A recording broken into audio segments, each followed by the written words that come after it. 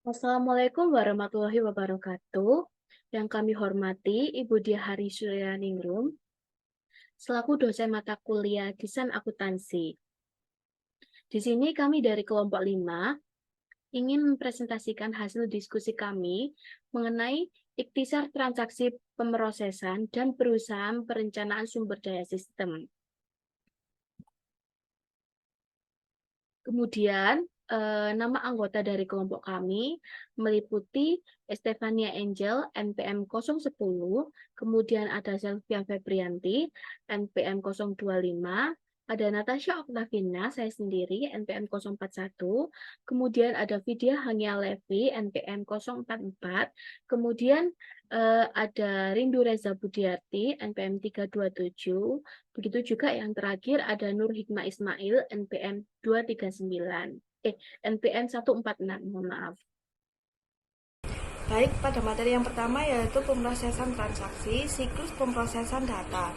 Nah, salah satu fungsi penting SIA adalah memproses transaksi perusahaan secara efisien dan efektif. Nah, operasi yang dilakukan pada data untuk menghasilkan informasi yang bermakna dan relevan secara kolektif disebut sebagai siklus pemrosesan data. Nah, proses ini terjadi dari 4 langkah. Yang pertama yaitu masukkan data, yang kedua yaitu penyimpanan data, yang ketiga yaitu pemrosesan data, dan yang terakhir ada keluaran informasi. Baik, materi selanjutnya yaitu masukkan data. Nah, ada 3 langkah. Langkah yang pertama yaitu dalam memproses input adalah menangkap data transaksi dan memasukkannya ke dalam sistem. Nah, proses pengumpulan data biasanya dipicu oleh satu aktivitas bisnis. Nah, data harus dikumpulkan tentang 3 aspek dari setiap aktivitas bisnis. Yang pertama yaitu setiap aktivitas yang diminati, yang kedua yaitu sumber data yang dipengaruhi oleh setiap aktivitas, dan yang ketiga yaitu orang-orang yang berpartisipasi dalam setiap kegiatan. Nah, secara hierarkis, sebagian besar bisnis menggunakan dokumen sumber kertas untuk mengumpulkan data tentang aktivitas bisnis mereka. Nah, mereka kemudian mentransfer data itu ke komputer. Nah, dokumen penyelesaian yaitu keluaran perusahaan yang dikirim ke pihak eksternal yang seringkali menambahkan data ke dalam dokumen tersebut dan kemudian dikembalikan ke perusahaan sebagai dokumen masukan. Baik, langkah selanjutnya yaitu langkah kedua, yaitu dalam memproses masukan adalah memastikan data yang diambil akurat dan lengkap. Salah satu cara untuk melakukan hal ini adalah dengan menggunakan otomatisasi data, sumber atau dokumen penyelesaian, dan layar entry data yang dirancang dengan baik.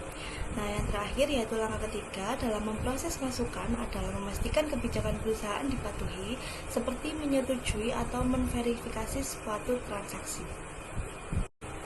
Baik, materi selanjutnya yaitu penyimpanan data. Nah, data perusahaan adalah salah satu sumber daya terpentingnya data. Nah, namun keberadaan data yang relevan saja tidak menjamin bahwa data tersebut berguna. Agar dapat berfungsi dengan baik, suatu organisasi harus memiliki akses yang siap dan mudah terhadap datanya. Oleh karena itu, akuntan perlu memahami bagaimana data diorganisasikan dan disimpan dalam SIA dan bagaimana data tersebut dapat diakses. Nah, yang pertama yaitu ada buku besar. Nah, informasi akuntansi kumulatif disimpan dalam buku besar umum dan buku besar pembantu. Nah, buku besar umum sendiri berisi data tingkat ringkasan untuk setiap akun aset, kewajiban, dan ekuitas, pendapatan, dan beban. Nah, buku besar pembantu berisi data rinci untuk setiap akun buku besar dengan banyak sub-akun individual.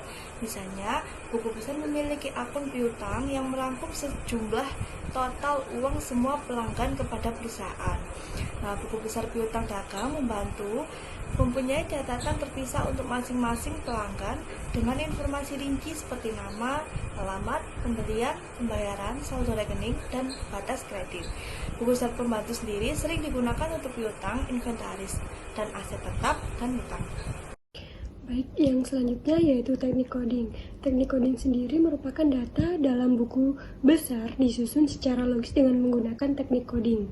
Pengkodean adalah pemberian angka atau huruf secara sistematis pada suatu benda untuk mengklasifikasikan dan mengaturnya.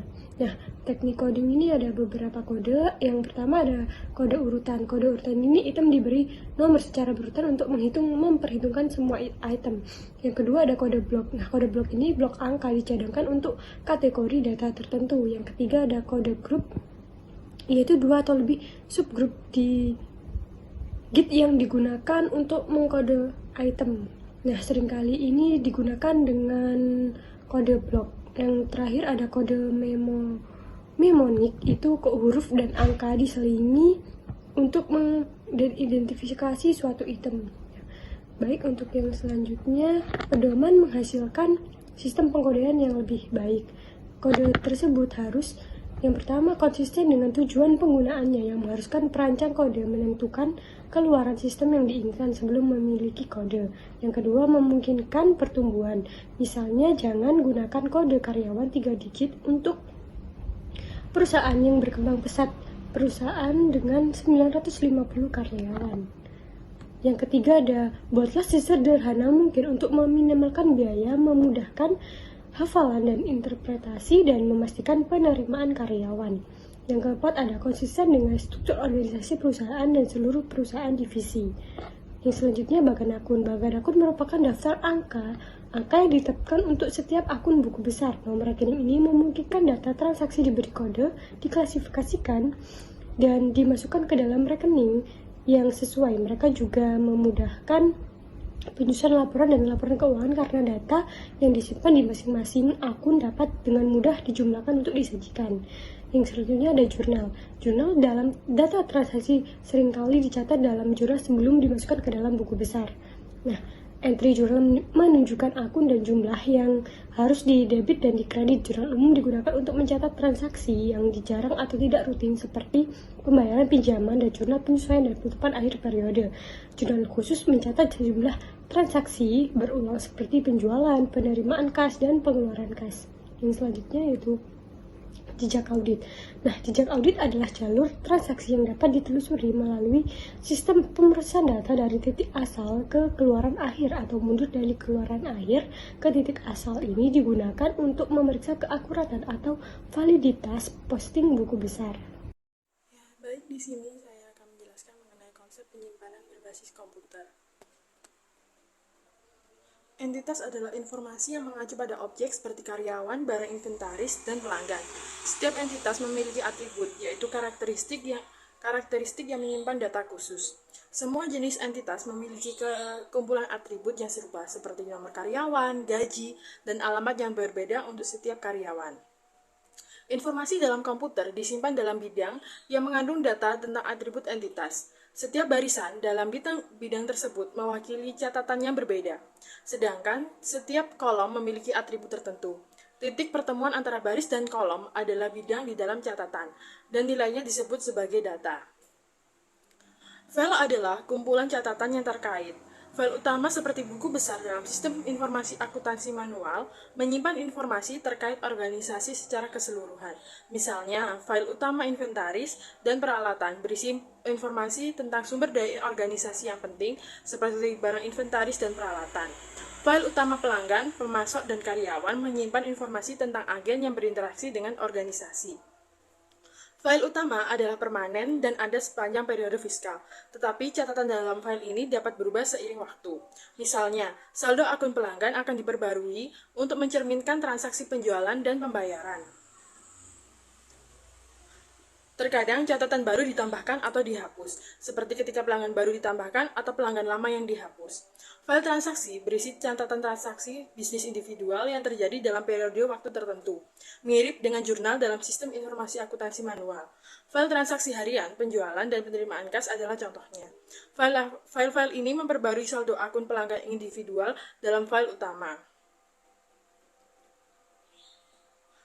File transaksi bersifat sementara dan mungkin tidak diperlukan setelah periode fiskal berakhir, tetapi biasanya disimpan untuk keperluan cadangan. Sejumlah file yang saling berhubungan dan terorganisir secara terpusat disebut sebagai database. Misalnya, file piutang yang dapat digabungkan dengan file pelanggan, analisis penjualan, dan file terkait lainnya untuk membentuk database pelanggan yang komprehensif. Database memungkinkan pengelolaan data yang lebih efisien dan terintegrasi informasi antara berbagai entitas dan atribut. Materi selanjutnya yaitu mengenai pengolahan data. Setelah data aktivitas bisnis dimasukkan ke dalam sistem, dan data tersebut harus diproses agar database tetap terkini. 4 jenis aktivitas pemrosesan data yang berbeda yang disebut CRUD adalah sebagai berikut. Yang pertama adalah membuat catatan data baru, seperti menambahkan karyawan baru ke database penggajian. Yang kedua ada membaca, mengambil, dan melihat data yang ada. Yang ketiga ada memperbarui data yang disimpan sebelumnya. Dan yang keempat ada menghapus data, seperti membersihkan file induk vendor dari semua vendor yang tidak ada lagi di perusahaan yang berbisnis dengan perusahaan tersebut. Nah, pembaruan yang dilakukan secara berkala setiap hari disebut dengan pemrosesan batch. Meskipun pemrosesan batch lebih murah dan efisien, data tetap terkini dan akurat hanya segera setelah pemrosesan. Oleh karena itu, pemrosesan batch hanya digunakan untuk aplikasi seperti penggajian, yang tidak perlu sering diperbarui dan secara alami terjadi atau diproses dalam periode waktu tertentu. Nah, sebagian besar perusahaan memperbarui setiap transaksi saat terjadi yang disebut dengan pemrosesan waktu nyata, karena memastikan bahwa informasi yang disimpan selalu terkini, sehingga meningkatkan kegunaan pengambilan keputusan. Hal ini juga lebih akurat karena kesalahan input data dapat diperbaiki secara real time. Hal ini juga memberikan keunggulan kompetitif yang signifikan.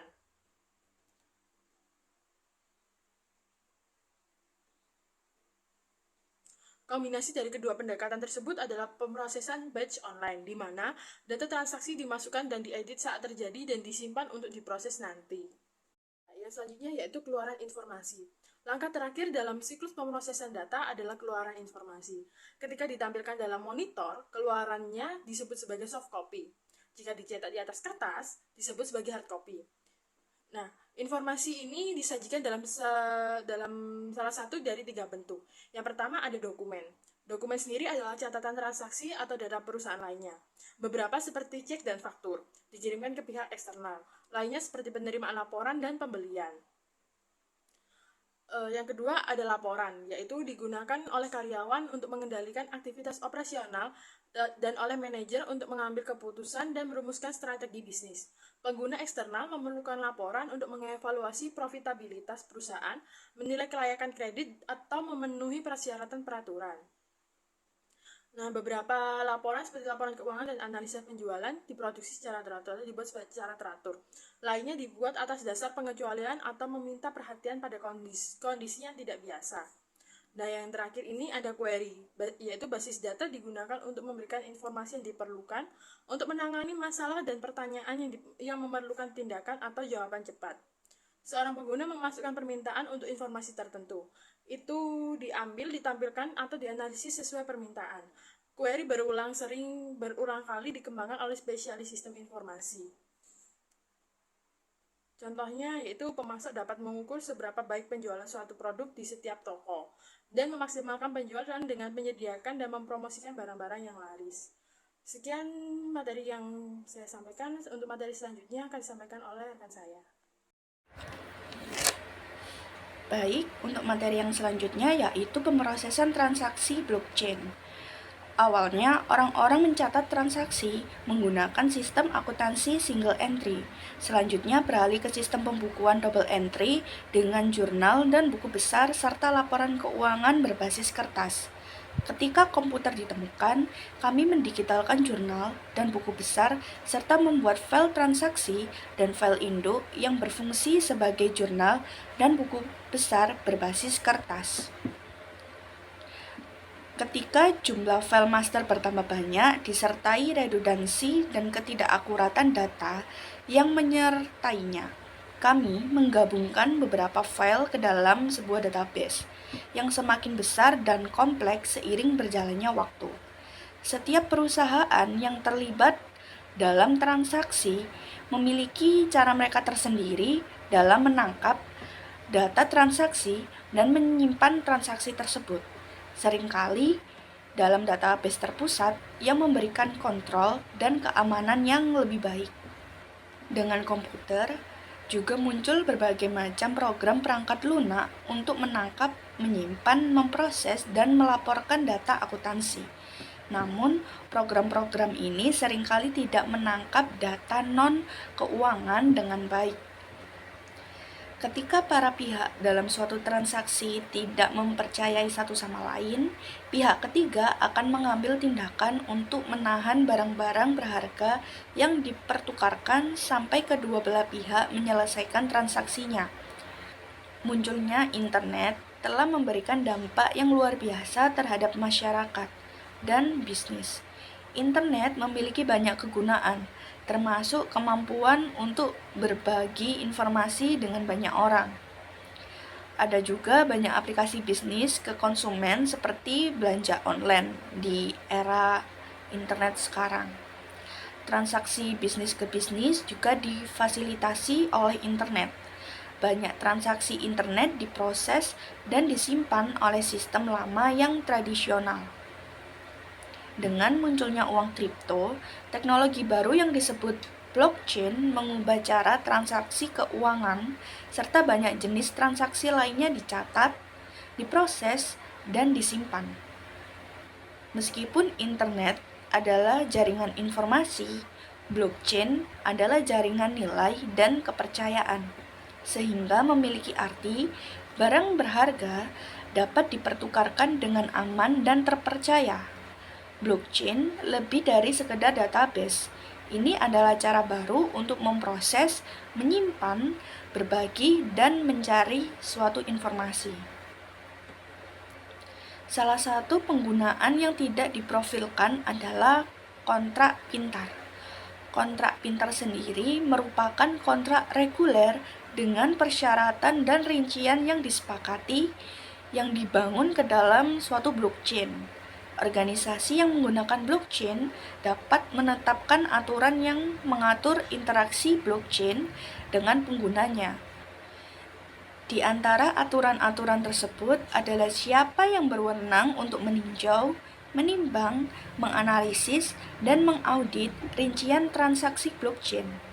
Interaksi ini dapat diotomatisasi dan disajikan kepada pengguna di dashboard data. Sebuah organisasi dapat mengotomatisasikan pelaksanaan kontrak pintar berdasarkan pemicu eksternal. Misalnya, sensor di gudang dapat mengenali kapan barang pesanan dikirim, dan sistem kemudian dapat memicu pembayaran sejumlah transaksi yang telah disepakati. Untuk materi berikutnya, yaitu mengenai tentang pemrosesan perencanaan sumber daya manusia. Jadi, pemrosesan perencanaan sumber daya manusia atau yang seringkali kita sebut dengan ERP, ini merupakan sebuah sistem yang mengintegrasikan semua aspek aktivitas organisasi, baik itu akuntansi, keuangan, pemasaran, sumber daya manusia, manufaktur, manajemen inventaris, dan semua itu digabung menjadi satu sistem. Jadi, sistem ERP ini termodulasi dan perusahaan itu dapat membeli modul individual yang memenuhi kebutuhan spesifik mereka. ERP ini juga memfasilitasi aliran informasi di antara berbagai fungsi bisnis, perusahaan, dan mengelola komunikasi dengan pemangku kepentingan luar. Nah, seperti yang sudah dijelaskan tadi, bahwa ERP ini bersifat modular. Jadi, dengan setiap modul itu menggunakan praktik bisnis untuk mengotomatisasi proses bisnis standar. Nah, desain modular ini memungkinkan bisnis untuk menambah atau menghapus modul sesuai dengan kebutuhan mereka. Jadi, modul ERP ini yang umum seringkali meliputi yang pertama ada keuangan yang termasuk dalam buku besar dan sistem pelaporan. Jadi yang dimaksud di sini yaitu buku besar yang meliputi piutang, utang, aset tetap, penganggaran, pengelolaan kas, dan persiapan laporan keuangan. Kemudian yang kedua ada sumber daya manusia dan penggajian. Nah, sumber daya manusia dan penggajian ini meliputi tunjangan dan pelatihan karyawan. Kemudian yang ketiga ada manufaktur atau siklus produksi. Jadi siklus produksi ini meliputi penjadwalan produksi, manajemen, alur produksi, kemudian ada manajemen biaya proses manufaktur, kemudian yang keempat itu ada manajemen proyek. Nah, manajemen proyek ini meliputi biaya penagihan, waktu, dan pengeluaran, kemudian ada unit kerja aktivitas pengelolaan. Nah, dan yang terakhir yaitu adalah manajemen hubungan pelanggan. Nah, manajemen hubungan pelanggan ini meliputi penjualan, pemasaran, komisi layanan, kemudian dan juga kontak pelanggan. Selanjutnya adalah sistem ERP memberikan keuntungan yang signifikan, yaitu terdapat 6 keuntungan. Yang pertama adalah ERP menyediakan pandangan terpadu, menyeluruh di seluruh perusahaan mengenai data dan situasi keuangan organisasi. Yang kedua, manajemen mendapatkan visibilitas yang lebih besar ke dalam setiap area perusahaan dan kemampuan pemantauan yang lebih besar. Yang ketiga, organisasi memperoleh kontrol akses yang lebih baik. Yang keempat, prosedur dan laporan distandarisasi di seluruh unit bisnis. Yang kelima, layanan pelanggan meningkat karena karyawan dapat dengan cepat mengakses pesanan, tersedia inventaris, informasi pengiriman, dan detail transaksi pelanggan sebelumnya. Dan yang terakhir adalah pabrik manufaktur menerima pesanan baru secara real time dan otomatisasi produksi proses mengarah pada peningkatan produktivitas. Selain memiliki keuntungan yang signifikan, sistem ERP juga memiliki kelemahan yang signifikan, yaitu yang pertama adalah biaya awal yang tinggi. Implementasi sistem ERP seringkali memerlukan investasi awal yang besar untuk perangkat lunak, peralatan keras, konsultan, dan pelatihan.